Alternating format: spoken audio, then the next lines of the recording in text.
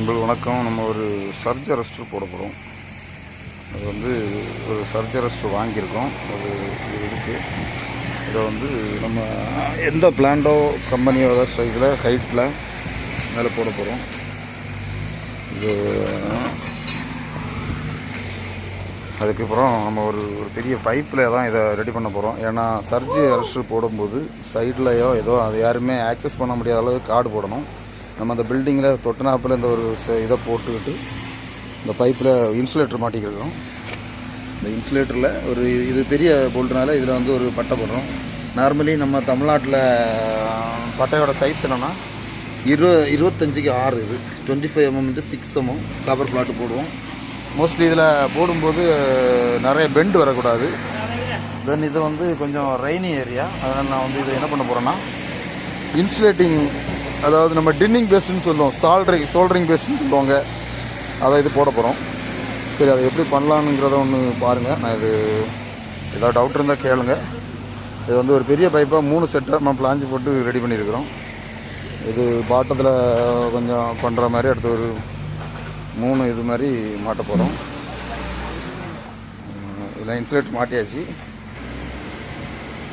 இப்போ வந்து இந்த லைட்னிங் அரெஸ்டர் அந்த பைப்போட டாப்பில் மாட்டியிருக்கோம். எந்த ஏரியாவிலையுமே நீங்கள் பண்ணும்போது இன்சுலேட் வச்சு தான் பண்ணணும். இந்த மட்டல் பாடிக்கும் இது பண்ணக்கூடாது. ஆக்சுவலாக இதோட ப்ரொசீஜர் என்னென்னா, நம்ம அங்கே இன்ட்ரடியூஸ் ஆகக்கூடிய சர்ஜ் கரண்ட்டை வந்து நம்ம என்னோட ஈஸியாக வந்து கிரவுண்டுக்கு பைபாஸ் பண்ணணும். அதுதான் கண்டென்ட்டு.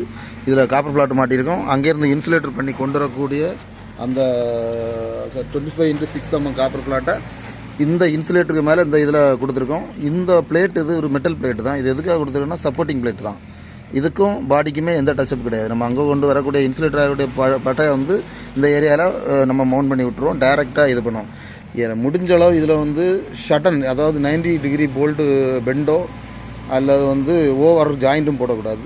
ஏன்னா ஹை கரண்ட் பைபாஸ் ஆகும்போது அதெல்லாம் கட் ஆகுது வாய்ப்பு உண்டு. ஜாயிண்ட் அடித்தாலும் ஒன்றுக்கு மேலே வச்சாலும் டபுள் பட்டை வச்சு ஜாயிண்ட் அடிக்கணும்.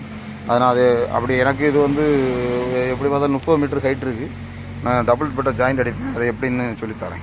நம்ம இந்த இதை வந்து ஒரு டெம்பரரியாக செட் பண்ணிட்டோம். இப்படியே போட்டு இந்த இதை வந்து ஒரு இன்சுலேட்டிங்கில் மாட்டியிருக்கிறோம். இதுக்கும் இந்த பாடிக்கும் நமக்கு டச்சப்பே கிடையாது. இதை வந்து இப்படி வச்சுருக்கோம். இது வந்து ஜஸ்ட் பார்த்துருக்கோம். இன்னைக்கு எஸ்எஸ் போட்டு போடுவோம். இந்த இடங்களில் கிரிம்பிங் பேஸ்ட், அதாவது காண்டாக்டில் ஏதோ ஆர்க் வராமல் இந்த 2 கேப்புங்கிட்ட கிரிம்பிங் பேஸ்ட் போட்டு இதை இப்படி பெண்ட் பண்ணியிருக்கோம்.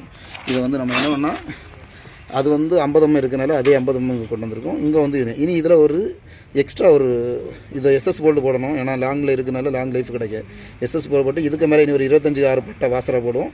அந்த சைடும் 25-6 பட்டை போடும். அப்போ நம்ம 4 பட்டை இதில் லோடாக இருக்கும்போது லாங் டேர்முக்கு இது வந்து ஒன்றும் செய்யாது. இதை வந்து வெறும் காப்பராக போட மாட்டோம். இதில் இந்த நம்ம மழையினால் டிண்டு பேஸ்டிங் பண்ணுவோம். ஏன்னா மழையினால் ஒரு க்ளவ்வோ அதில் பாசி பிடிக்கவோ ஆகி அதனால் காண்டாக்ட் கிடைக்காமல் இருக்கக்கூடாதுன்றதுனால இதை டிண்டு பண்ணி அதுக்கு மேலே இது பண்ணி 2 டபுள் பட்டை வச்சு ஜாயின் பண்ணுவோம். இந்த ஜாயிண்ட் கரெக்டாக இருக்கணும். இதை அப்படியே கொண்டு வர இடத்துல நம்ம இப்படி இன்சுலேட்டிங் பண்ணியிருக்கோம். இனி இந்த போல் அப்படி அதை நம்ம ஒரு செட்டு அசம்பிளிங் பண்ணிட்டோம். இந்த அசம்பிளிங் முடிஞ்ச உடனே இதை வந்து அப்படியே எண்ணி தூக்கி நிறுத்த போகிறோம். இதில் முடிஞ்ச அளவு நம்ம ஒரே ஒரு ஜாயிண்ட் இடையில போடுவோம். எதுக்குன்னா வேல்யூ ஏதாவது யூஸ் பண்ணது ரொம்ப மோஸ்ட்லி நீங்கள் ஜாயிண்ட் அவாய்ட் பண்ணால் நல்லது. நம்ம சோல்டர் பெயிண்ட்னு ஒன்று இதை அடிக்க போகிறோம். இதுக்கு பேர் என்னன்னா டின் கோட்டிங்னு சொல்லுவாங்க. இது வந்து பட்டைக்கு மேலே அடிக்க போகிறோம். என்னதுனாலனா நம்ம பட்டை வந்து காப்பர் வந்து காற்றோட ஜாயிண்ட் ஆக்சிஜனேஷன் ஆகும். அதனால் அதே மாதிரி மழை டைமில் ஒரு மாதிரி பச்சை மாதிரி பிடிச்சி காண்டாக்ட் வராமல் இருக்க வேண்டி இந்த டின் கோட்டிங் பண்ணுறோம். இப்போ வந்து நம்ம அந்த டிண்டு பேஸ்ட்டு அடிக்கிறோம்.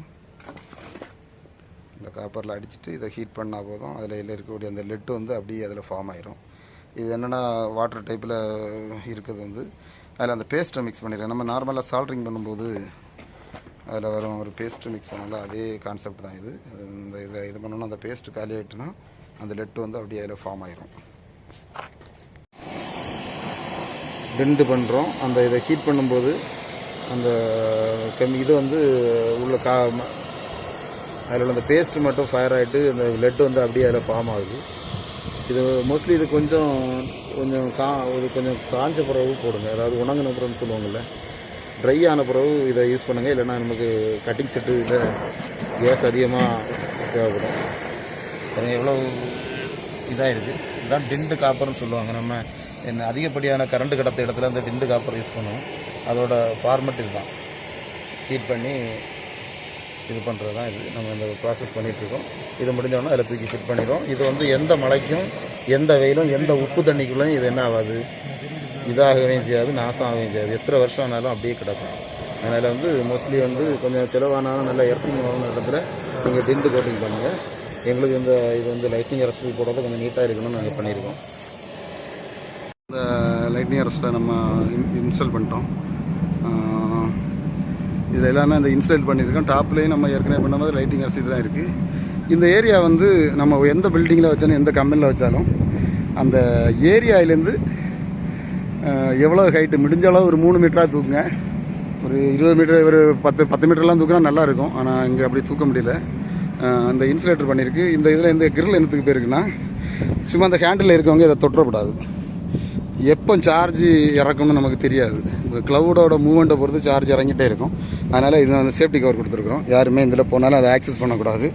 அதே மாதிரி தான் கீழே நம்ம ஆக்சஸ்ஸு இந்த ஃப்ளோரில் அந்த எர்த்து வந்து இப்படி இறங்குது. இந்த இடத்துட்டோடி அது வருது. இந்த இடத்துலையும் யாரும் ஆக்சஸ் பண்ணாத அளவுக்கு இது பண்ணிடுறாங்க. எந்த ஒரு கண்டக்டிவ் மெட்டீரியலோ எதுவுமே ஆக்சஸ் பண்ண விடாது, டச் பண்ண விடாத அளவு நம்ம இந்த கிரில்ல சேஃப்டிக்கு போட்டிருக்கோம். இந்த இடத்துலையும் அப்படி தான். இது ஒரு ஆக்சஸ் ஆகக்கூடிய ஏரியா. அதனால நமக்கு இதில் வந்து டச் பண்ணக்கூடாது. அந்த இன்சுலேட்டர் அங்கே இருக்குது. யாரும் டக்குன்னு கை வைக்கிறாமல் இருக்குது. அந்த கிரில்ல மாட்டியிருக்கோம். இதை அப்படியே நம்ம கீழே வர அப்படியே கொண்டு போயிட்டோம். கீழே வர அப்படியே இன்சுலேட்டர் போட்டு கீழே வர கொண்டு போயிட்டோம்.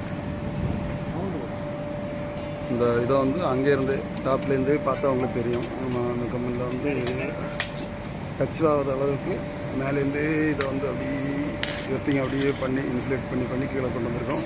கீழே அப்படி இந்த இதுலேயும் கீழே இங்கே வர கொண்டு வந்துட்டு நம்ம இப்போ புதுசாக போட்டால் விட்டு அதில் வந்து நம்ம ஜாயின் பண்ணி விட்டுருவோம். இந்த இடத்துல மட்டும் நம்ம ஆட்கள் ஆக்சஸ் பண்ண மாதிரி இருக்குது. இதுக்கு நம்ம இன்னொரு கிரில் போடுவோம்.